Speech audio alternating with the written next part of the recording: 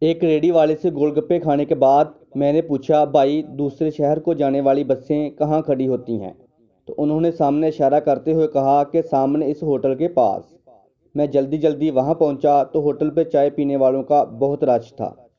ہم نے یہ سوچ کر چائے کا آرڈر دے دیا کہ چائے میں کوئی خاص بات ہوگی۔ چائے واقعی بڑی مزیدار تھی۔ جب ہم چائے کا بل دینے لگے تو یاد آیا کہ گول گپے والے کو تو پیسے دیے ہی نہیں۔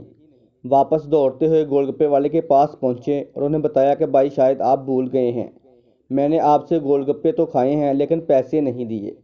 تو گول گپے والا مسکراتے ہوئے کہنے لگا، بھائی جس کے بچوں کی روزی انہی گول گپوں پہ لگی ہے وہ پیسے کیسے بھول سکتا ہے؟ تو پھر آپ نے پیسے مانگے کیوں نہیں؟ میں نے حیران ہوتے ہوئے پوچھا۔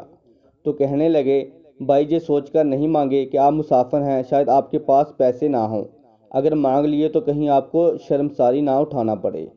احساس کی انتہا۔ اس طرح کی مزید مورل اور اردو کہانیوں کے لیے ہمارے چینل کو سبسکرائب، ویڈیو کو لائک اور شیئر کریں۔